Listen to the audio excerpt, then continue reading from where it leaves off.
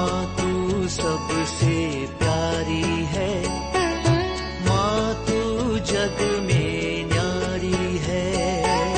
माँ तू सबसे प्यारी है, माँ तू जग में न्यारी है।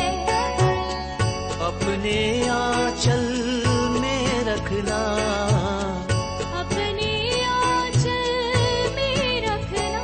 हमें वरदानों से भरना।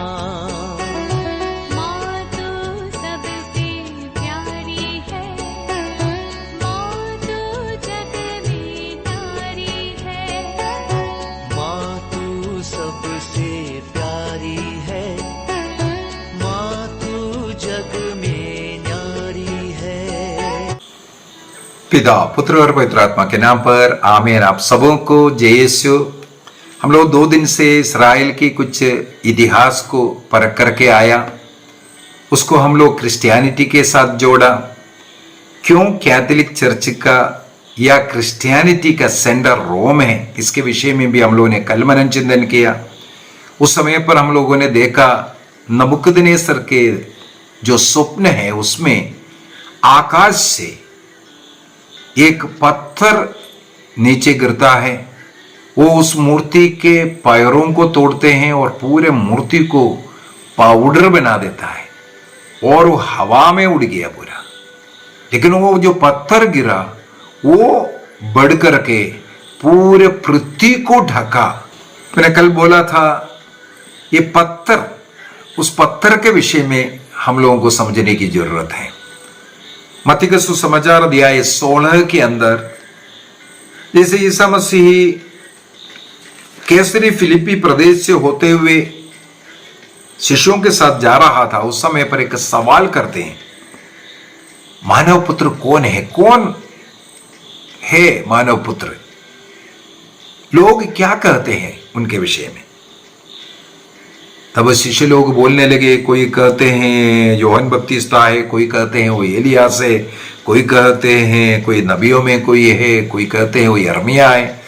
इस प्रकार अनेकों उत्तर दिया। तो प्रभु ने मुड़ करके शिष्यों से पूछा, तो मैं कौन हूं, तुम लोग बताओ।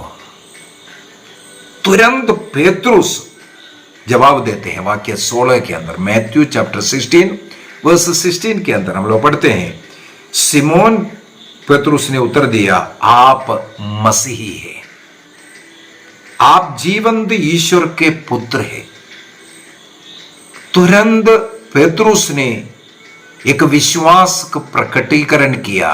शिष्य लोग क्या समझते हैं, ये कौन है?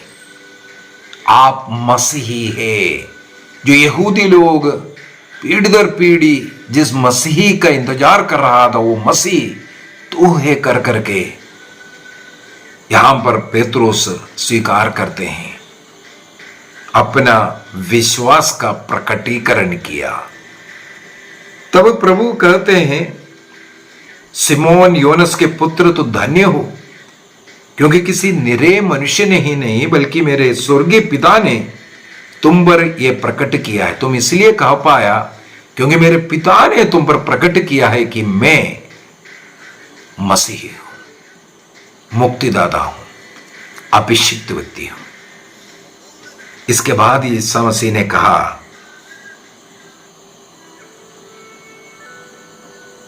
मैं तुमसे कहता हूं कि तुम पेतरुस अर्थात चट्टान हो,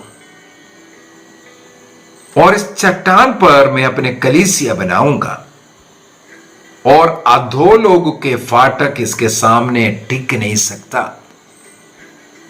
मैं तुम्हें स्वर्ग राज्य की कुंजियां प्रदान करूंगा।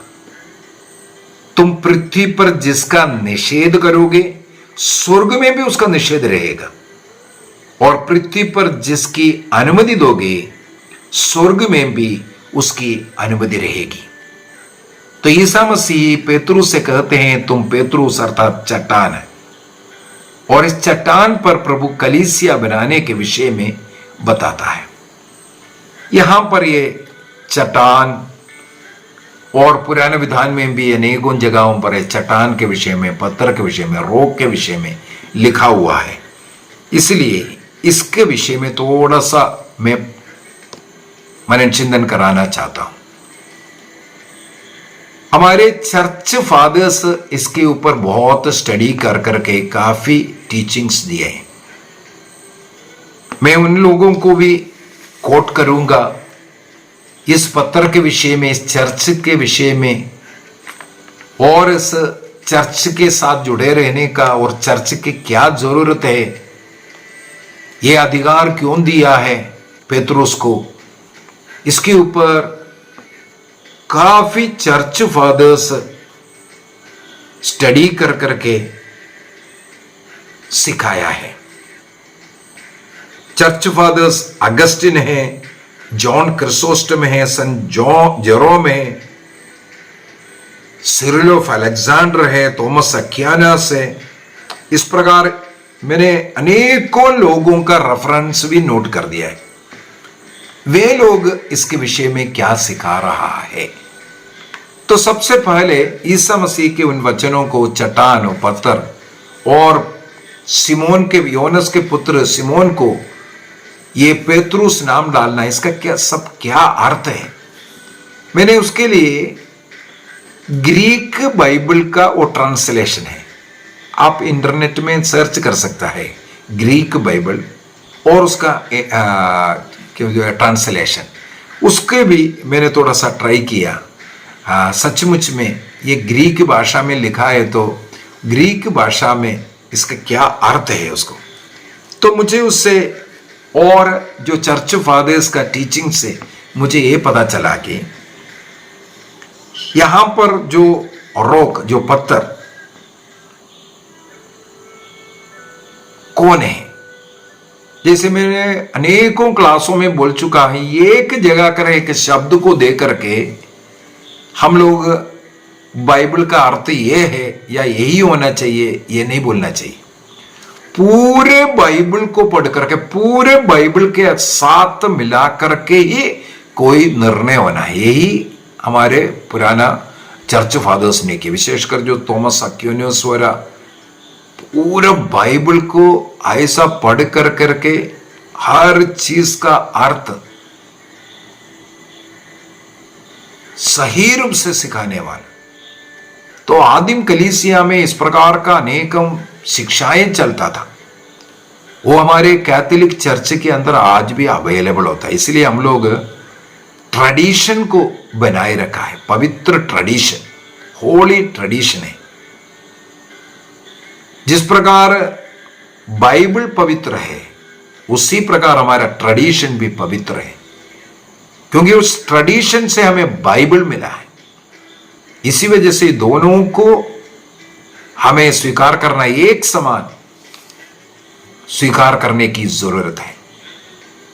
तो इन शब्दों का मुझे पत्थर, रोक जो मुंह नहीं कर सकता, इस प्रकार एकदम स्थिर बैठने वाला, उस प्रकार का ये जो पत्थर, उसका ग्रीक शब्द पेत्रा मिला है। पेत्रा, उसको हम हटा नहीं सकते, मतलब एकदम रखा हुआ।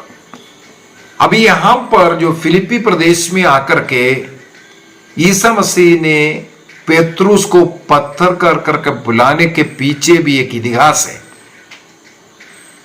जहां पर ईसा मसीह ने कहा, वहां पर उस फिलिपी प्रदेश, फिलिपी हमें मालूम है अलेक्जेंडर के पिता फिलिप, उनके नाम से बनाया हुआ एक सिटी है, केंद्र है।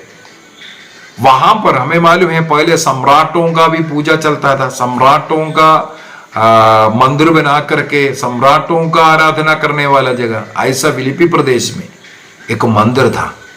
उस मंदिर के साथ में एक बहुत बड़ा इस प्रकार का रोक पत्थर है। उस रोक के साथ है वो फिलिपी प्रदेश, जहां ईसा मसीह बोल रहा है, उसके पास ही ये सब कुछ बोला। वहां एक बहुत बड़ा चट्टान है, वहां रह करके ईसा मसीह उनसे कहते हैं कि सिमोन तुम पेतरुस हो।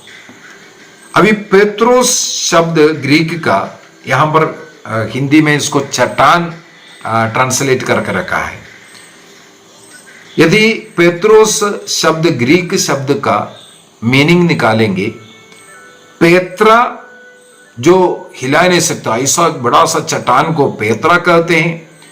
और जो पेत्रोस जो कहता है वो हिला सकता है, मूवेबल जो स्टोन्स होता है उसको पेत्रोस कहते हैं। वहां पर मुझे ये भी पढ़ने के लिए मिला है, मास्कुलिन नाउन को पेत्रोस के लिए इस्तेमाल किया, जहां फेमिनिन नाउन को पेत्रा के लिए इस्तेमाल किया हुआ है। इवन ऐसे शब्द में ग्रामेटिकली भी इन दोनों में फर्क डालकर रखा हुआ है। और हमें मालूम है ग्रीक में हमें पूरा पढ़ने के बाद ही एक ही शब्द का अनेकों अर्थ भी होता है, इसलिए हम लोग यही बोल करके नहीं रख सकता। पूरा कहानी सुनने के बाद हाँ उस शब्द का क्या अर्थ है तभी हम उसको निकाल पाएगा। दूसरी बात है, यदि हम लोग पुराने विधान से अभी थोड़ा सा देखते हैं, पत्थरों के विषय में या चट्टान के विषय में जो लिखा हुआ बातें ओल्ड टेस्टामेंट में, पुराने विधान में लिखा हुआ बात। सबसे पहले विधि विवरण ग्रंथ डिट्रोनमी चैप्टर 32 वाक्य 4 में 32:4 में लिखा है, वही हमारी चट्टान है। मोसेस का प्रार्थना में ईश्वर के लिए उस चट्टान का शब्द यहां पर लिखा हुआ है, अर्थात ईश्वर ही हमारा चट्टान है, हमारा शरण स्थान प्रभु है कर करके बोलने के लिए। यह है डिट्रोनमी चैप्टर 32 वर्स 4। सामुएल का दूसरा ग्रंथ अध्याय 22 वाक्य 2 में भी अगर देखें, वहां पर दाऊद गाते हैं प्रभु की स्तुति करते हुए। यदि हम लोग स्तोत्र ग्रंथ 18 साम 18 उसको पढ़ेंगे, वहां पर भी यही लिखा हुआ है। सेम जो सामुएल का दूसरा ग्रंथ अध्याय 22 वहां पर जो डेविड का गाना लिखा हुआ है, उसी को स्तोत्र ग्रंथ 18 का जो गाना है सेम गाना है, उसका वाक्य 2 में भी यही हम लोग को पढ़ने के लिए मिलता है, प्रभु मेरी चट्टान है, मेरा गढ़ है। प्रभु को चट्टान कहते हैं।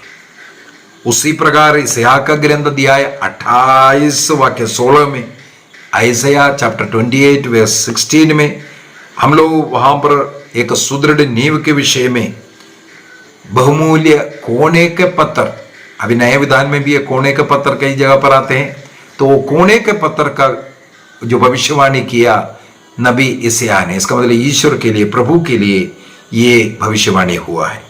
उसी को कुरिन्थियों के नाम संत पौलुस का पत्र, कुरिन्थियों का 1 कुरिन्थियंस चैप्टर 10 वर्स 4 में, वहां पर संत पौलुस मरुभूमि के उस आध्यात्मिक चट्टान के रूप में वो ईसा मसीही है ये कर करके लिखा हुआ है। मरुभूमि में जिस चट्टान से जल स्रोत निकला था, इजराइलियों का जीवन उस पर निर्भर था, वो चट्टान ईसा मसीही है कर करके। और उससे बढ़ करके एक और उदाहरण हम लोगों को लेना है, जब ये चर्च के विषय में, जैसे मत्ती का सुसमाचार अध्याय 16 के अंदर ईसा मसीह ने में तुम चट्टान हो और इस चट्टान पर मैं अपना कलीसिया बनाऊंगा ये बोलकर रखा। अभी कलीसिया कैसे बना है, संत पौलुस एफेसियों को लिखते हुए, एफेसियों का पत्र उसके अध्याय 2 को मैं निकालना चाहूंगा, एफेसियंस चैप्टर 2 उसका वाक्य 20 में, एफेसियंस चैप्टर 2:20 में लिखा हुआ है, आप लोगों का निर्माण उस भवन के रूप में हुआ है जो प्रेरितों नबियों के नींव पर खड़ा है और जिसका कोने का पत्थर स्वयं ईसा मसीह है। इसका मतलब ईसा मसीह ने यहां पर मैं अपने कलीसिया बनाऊंगा बोला, वो कलीसिया, उस कलीसिया का कोने का पत्थर, कोने का पत्थर का मतलब क्या है, मुख्य पत्थर जो हिला नहीं सकता, वो चट्टान कौन है? ईसा मसीह स्वयं है। अब यहां पर नबियों और प्रेरितों के पत्र भी लगा हुआ है। यदि हम लोग प्रकाशना ग्रंथ में नवीन यरूशलेम के वर्णन किया है, उस नवीन यरूशलेम का नींव जो है 12 पत्थरों पर खड़ा है, जिस पर मेमने के जो सेवक लोगों का अर्थात प्रेरितों का नाम लिखा हुआ है कर करके। इसका मतलब 12 जो मूवेबल पत्थर को इमूवेबल पत्थर, खोने के पत्थर से जोड़ करके प्रभु का कलीसिया बना हुआ है, ये उदाहरण मिलते हैं। एक और उदाहरण हम लोग पेतरुस का पत्र से निकाल सकते हैं। पेतरुस का पहला पत्र, उसके भी अध्याय 2 में, पेतरुस का पहला पत्र अध्याय 2 वाक्य 4 से, 1 पीटर चैप्टर 2 वर्स 4 ऑनवर्ड्स, वहां पर संत पेतरुस क्या लिखते हैं? पेतरुस को ही ईसा मसीह ने कहा था तुम पत्थर हो, इस पत्थर पर मैं अपने कलीसिया बनाऊंगा। वो पेतरुस अभी क्या बोल रहा है? प्रभु वह जीवंत पत्थर है। यहां साफ साफ पीटर बोलता है प्रभु ही जीवंत पत्थर है, वो इमूवेबल स्टोन। बाकी शिष्य लोग सब मूवेबल स्टोन है, उसको हटा करके उससे जोड़ना है, जिसे मनुष्यों ने तो बेकार समझ करके निकाल दिया था, किंतु जो ईश्वर द्वारा चुना हुआ और उसकी सृष्टि में, उसके दृष्टि में मूल्यवान है। स्तोत्र ग्रंथ 118 का वाक्य 20 में भी हम लोग ये पढ़ सकते हैं, 20, 21, 22 उस जगहों पर पूरा ये वर्णन किया है। साम 118 22 22 तक वहां पर हम लोग ये पढ़ सकते हैं। और एफेसियों का पत्र अध्याय 2 में जो 20 में हम लोगों ने जो पढ़ा है, उसको देखो आगे क्या लिखा है। उनके पास आए, उस चट्टान के पास आए और जीवंत पत्थरों का आध्यात्मिक भवन बने। जीवंत पत्थरों का आध्यात्मिक भवन तब बन पाएगा, अर्थात कलीसिया तब बनेगा क्रिस्त के साथ जुड़ा हुआ है। तब ईसा मसीह ने पेतरुस से कहा मैं तुम पर अपनी कलीसिया बनाऊंगा, अर्थात जब पेतरुस, शिष्य लोग और उनके द्वारा जो विश्वासी समुदाय ईसा मसीह से जुड़ेंगे, तब वो आध्यात्मिक वो भवन बनता है, अर्थात कलीसिया बनता है।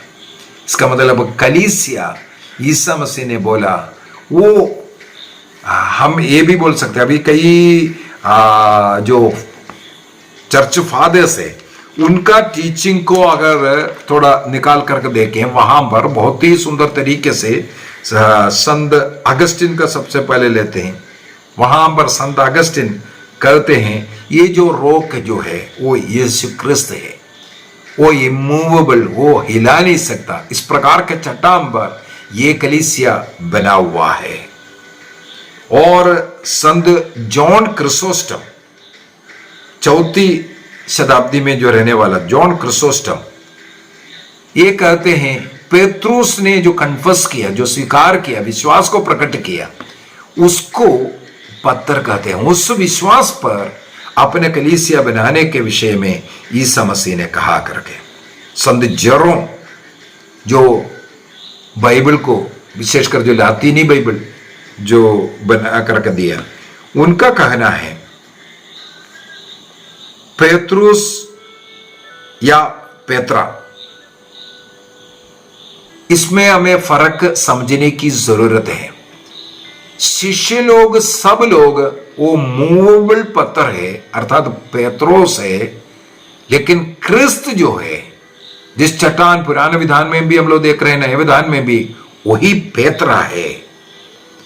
और साथ ही साथ जोड़ रहा है ईसा मसीह ने पेतरुस को, उस छोटा पत्थर को ईसा मसीह से जोड़ करके वो भवन अर्थात कलीसिया बनाया और अधिकार उन्हें दिया है। इसके बाद सिरिल ऑफ अलेक्जेंडर, वो भी 4वीं शताब्दी में रहने वाला, पेतरुस का उस विश्वास प्रकटीकरण, वो कन्फेशन को उन लोग भी वो भी उस पत्थर के से साथ जोड़ रहा है। उनके उस विश्वास के नींव पर ही कलीसिया टिका हुआ है। इसके बाद संत थॉमस एक्विनास हो, उनका सुम्मा थियोलॉजिया के अंदर साफ साफ वर्णन कर कर दिया हुआ है। ये पत्थर जहां के भी जो इमूवेबल जो पेत्रा जिसको लिखा हुआ है वो क्राइस्ट है, क्रिस्त है। जो पत्थर अपने आप स्वर्ग से गिर करके, आकाश से गिर करके नबूकदनेस्सर के उस स्वप्न में उस मूर्ति का पैर में गिरा तो उसको चिकनाचूर कर दिया। वो जो पत्थर अपने आप गिरना, वो divine fault, divine ability, divine power को दिखाने वाला, स्वर्गीय पावर को दिखाने वाला वो पत्थर है ईसा मसीह ही है, ये बता रहा है। और ईसा मसीह ने चर्च को बना करके उसका जो अथॉरिटी, वाक्य 19 में, मत्ती का सुसमाचार 16:19 में, मैं तुम्हें स्वर्ग राज्य की कुंजियां प्रदान करूंगा, जो कुछ तुम यहां बांधेगा वो स्वर्ग में भी बांधेगा। अर्थात वो पूरा अधिकार पेत्रुस को ईसा मसीह ने दिया है। इसका मतलब है क्रिस्त के उस शरीर रूपी इस कलीसिया का निर्माण, विश्वासियों का समुदाय जब क्रिस्त से जुड़े हुए रहता है और पेत्रुस के अधीन, उस नियम के अधीन रहता है, तब ईसा मसीह का वो सच्चा कलीसिया बनता है। उस सच्चा कलीसिया से जुड़ने के लिए, इसका मतलब है पेत्रुस को मिला हुआ वो अधिकार आज संत पापा को है। संत पापा जिस कलीसिया का अधिकारी है, और पहला पेत्रुस से लेकर के आज 266वां संत पापा फ्रांसिस, उनके अधीन में रहना कलीसिया ही ईसा मसीह से अधिकार प्राप्त कलीसिया है। और ईसा मसीह रूपी वो चट्टान से जुड़ करके अन्य जो पत्थर स्पिरिचुअल जो भवन बनाने के लिए जो जुड़ा हुआ है, हम लोग स्वयं भी विश्वास के साथ जब क्रिस्त के साथ जुड़ जाता है, उसका एक पत्थर बन करके ही जुड़ रहा है। तो हमें भी एक पत्थर बनने की जरूरत है, पेत्रुस बनने की जरूरत है। और उस अधिकार के अधीन रह करके कलीसिया जो सिखाता है, क्योंकि ईसा मसीह ने अधिकार दे करके क्या कहा, जो कुछ तुम इस संसार में बांधेगा वो स्वर्ग में भी बांधेगा, जो खुलेगा वो स्वर्ग में भी खुलेगा। पुराने विधान में उदाहरण के लिए ईश्वर ने एक आदेश दिया इब्राहिम के द्वारा, अब से खतना करना है, खतना करने वाला ईश्वर का संतान, चुने हुए ईश्वर का संतान वही होगा जिनका शरीर में खतना किया हुआ है। लेकिन वो अधिकार प्राप्त पेत्रुस ने कहा अब से खतना करने की जरूरत नहीं है। देखो सब लोगों ने उसको मान करके आज क्रिश्चियनिटी में खतना नहीं किया जाता, सर्कमसिशन नहीं होता, क्योंकि पहला जो संत पापा पेत्रुस ने ये अधिकार जो प्राप्त व्यक्ति ने ये नियम बनाया, अब से केवल बपतिस्मा काफी है, खतना की जरूरत नहीं है। उसी प्रकार हमें मालूम है साबत का बहुत बड़ा एक नियम था। ईश्वर के आदर में साबत मनाना बहुत जरूरी है। साबत को कैसे मनाना, ये सब यहूदियों में आज भी वो चलता है। लेकिन आदिम कलीसिया के जो अधिकारी लोग, जो पेत्रुस, इन लोगों ने निर्णय किया ईसा मसीह ने जिस दिन जी उठा है, क्रिस्तियों के लिए पवित्र दिन वो है। हम लोगों को स्वर्ग राज्य मिलने के लिए वो जी उठने वाला दिन अर्थात इतवार के दिन को मनाएंगे। हमारे लिए इतवार प्रभु का दिन मनाना जरूरी है, ना कि साबत मनाना। इस प्रकार का जो नियम बनाया उसको आज भी चालू है। कुछ लोग बोल रहे नहीं साबत मनाना है, वो लोग तो साबत मना रहे हैं, लेकिन क्रिश्चियन लोग साबत नहीं प्रभु का दिन मनाता है।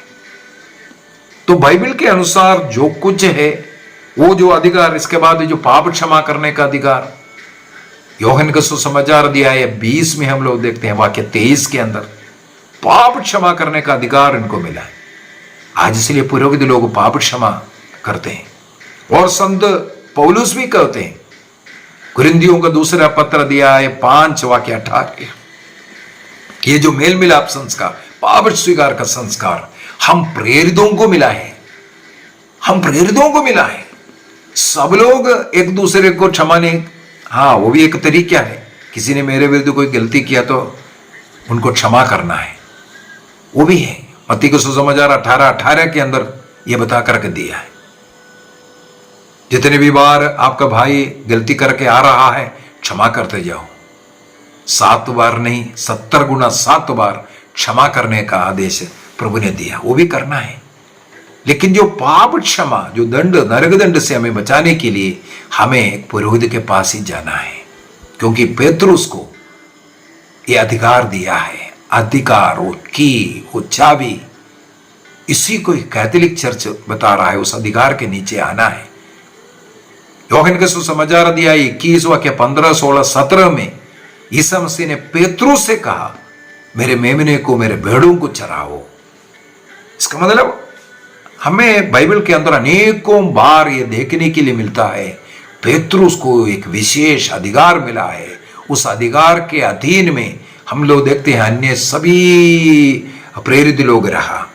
इवन संत पौलुस अपने सुसमाचार प्रचार के कार्य के लिए जाते हैं, 1-2 वर्ष के बाद फिर वापस आकर के रिपोर्ट देता है यरूशलेम में आकर के। पेतरुस से मिलना, वहां रह करके वो रिपोर्ट देना, जो भी है डिसीजन लेना, ये सब कलीसिया से लेते थे। लेकिन 16वीं सदी से हम लोग देख रहा है अपना अपना कलीसिया बनाने का एक तरीका शुरू कर दिया, जो बाइबल के आधार पर नहीं है। तो आज हम लोगों ने पेतरुस और पेत्रा इस सब का, और ईसा मसीह ने जो चर्च बनाया, जो वो उस चर्च के विषय में, और कुरिन्थियों का पत्र अध्याय 3 वाक्य 11 के अंदर, 1 कुरिन्थियन चैप्टर 3 वाक्य 11 वाक्य में संत पौलुस कुरिन्थियों को लिखते हुए कहते हैं, मैं उनका है इनका है बोल करके ऐसा गुट मत बनाओ। केवल एक नींव डाला हुआ है क्रिस्त के ऊपर, कोने का पत्र वो है, और शिष्यों को, प्रेरितों को उससे जोड़ करके रखा है। एक कलीसिया ईसा मसीह ने बनाया, इसलिए किसी अन्य का, पौलुस का चर्च, पेतरुस का चर्च बोल करके चर्च नहीं, एक कलीसिया, जो कलीसिया कैथोलिक है, विश्वव्यापी कलीसिया, उस कलीसिया में हमें रहने की जरूरत है। इफिसियों का पत्र दिया है 2:20 के अंदर, जैसे हमने पढ़ा है, कोने का पत्र और प्रेरिताई कलीसिया, प्रेरितों के नींव पर है। नवीन यरूशलेम प्रेरितों के नींव पर, इसका मतलब प्रेरिताई कलीसिया होना जरूरी है, अपॉस्टोलिक कलीसिया होना जरूरी है। प्रकाशन ग्रंथ अध्याय 21 वाक्य 14 के अंदर। तो हमें ईसा मसीह ने जिसे मुख्य बनाया, हमें भी वो स्वीकार करना है। कलीसिया ईसा मसीह ने बनाया, ईसा मसीह ने अपना कलीसिया बनाया। वो स्वयं कोने का पत्र बन करके पेतरुस एवं अन्य शिष्यों को पत्र बना करके जोड़ा है। इसका मतलब प्रेरित अपॉस्टोलिक वो पावर, उसको हमें मानना है। आइए हम अपनी आंखें बंद करें, प्रभु को धन्यवाद दीजिए अपने कलीसिया के लिए, अपने कलीसिया के नेताओं के लिए, अगुवाओं के लिए धन्यवाद दीजिए। हमारे जीवन के लिए उस कलीसिया में विश्वास करते हुए, विश्वास में आगे बढ़ने का और स्वर्ग राज्य की यात्रा करने में हमारे कलीसिया हमारे सहायक है। इसलिए ईसा मसीह ने कलीसिया बनाया, ताकि उस कलीसिया से जुड़े रहकर हम स्वर्ग राज्य तक पहुंच सके। अपना अपना कलीसिया नहीं, ये ईसा मसीह के विरुद्ध है। अपना अपना टुकड़ा टुकड़ा करना शैतान का कार्य है। यूहन्ना का सुसमाचार 10:10, शैतान इसलिए आता है, चोर इसलिए आता है, बर्बाद करने के लिए, बिखरने के लिए आता है, लेकिन ईसा मसीह आया एक बनाने के लिए।